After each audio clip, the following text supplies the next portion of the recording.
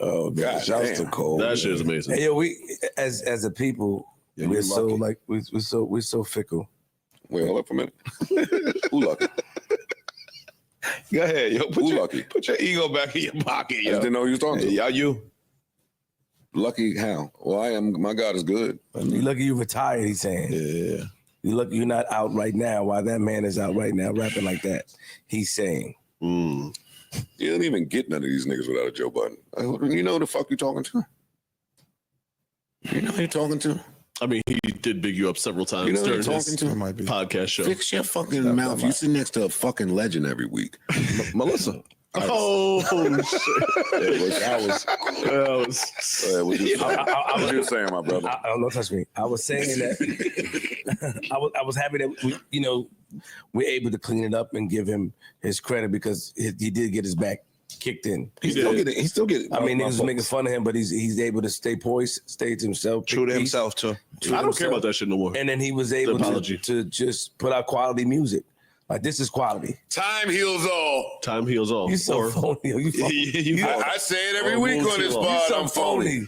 Listen, do you want? Should I give a mature Joe, or are we doing shit in the spirit of hip hop? The MC in me, and in the spirit of hip hop, I didn't want to hear that shit. The man in me absolutely loves it. Got you. Absolutely loves it. Got it. And I think he's happy with the choice he made. Yeah, by far too. Yeah. Nigga, girl came out and was getting that joke. Oh, yo. Nigga, J. Cole played for the fucking Shanghai Sharks. What the fuck? The Nigerian Nightmares. The Lisbon Lions. Y'all know who J. Cole is, man. That nigga was hitting the corner baseline 3 for the Lisbon Lions. Big him up, my nigga. I always pick J. Cole up. Of course, yeah. Well, I think I do. If I had to opt to have a problem with a rapper, it wouldn't be J. Cole. Yeah, nah. I thought you back down from no one. That's not the name that you would want to pick out of the hat. I mean, I'll do it, but that's a headache. Yeah, it's a long day. It ruined your day. It ruined your day, not his. Yeah. That's so funny. Got you. I would love to see y'all be a rapper just for a day, like a trouble. We don't have to be.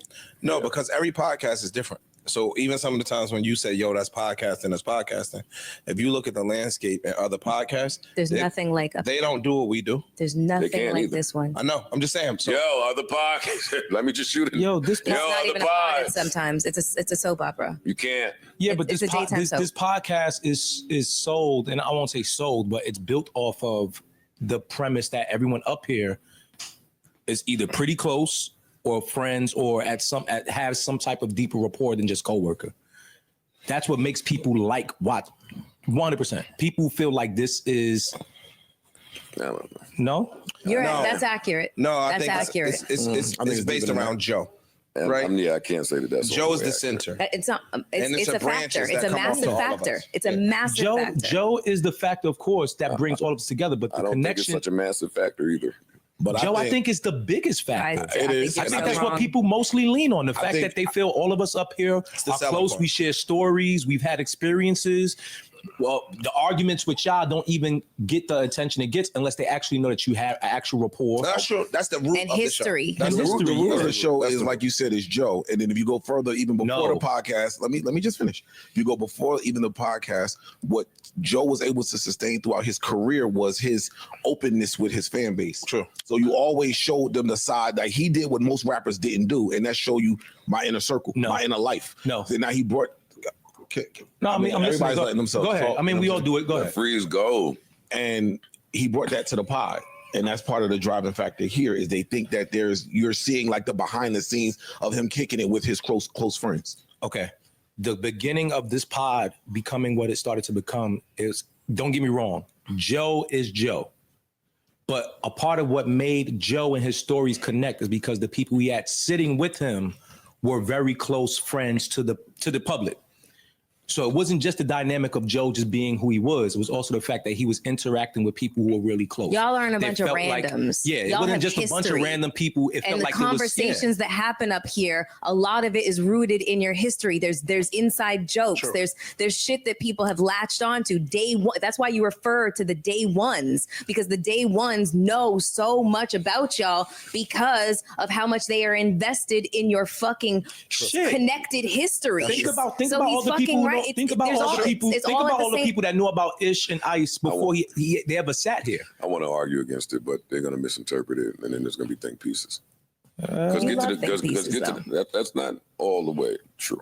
No, it may not be 100% of the pie, but it's a nice piece of the pie. Is there a way to do it in a different way to get your point? Because what is it? Shout out to the day ones, first time and last time listeners, and the last time listeners. Yes, I think that it's true that the beginning of this podcast and maybe at a few segments throughout the podcast, throughout the 10 years, it was rooted in friendship. I think that when Rory and them left, I think this podcast got exponentially bigger. And I think to continue to say that a large part is rooted in the friendships shortchanges not only the job that each of you do individually, what y'all all bring individually, and what y'all have developed as a collective. Yes, the extra jokes are cool. The 20 years and the 20 years and all that shit is cool. I think that still we may just take for granted how seismic this audience is. That's true. And that's not the bulk of this audience. They're not here for that. And none of that is to diminish. Today. None of that is to diminish anything that you just said. It's not to say that what we're saying is the most significant part, but it is. Maybe it's a small. Part of history. It is. For example, one of the conception. Since I've been here, one of the most viral moments was when you two had the 1v1 going back and forth screaming when you threw the fucking headphones and it was about the girl and shit like that. That remains one of the most viral moments. People still fucking talk about that moment, and that is rooted in your history. I'm agreeing with you. You know, right. and like on the all flip side of that, the moment would have been even more viral if that wasn't my man, because I'd have slid him off the balcony. I threw that stupid nigga in the Hudson. Now, see, come on, that's viral. You know, you the mascot for that type of virality.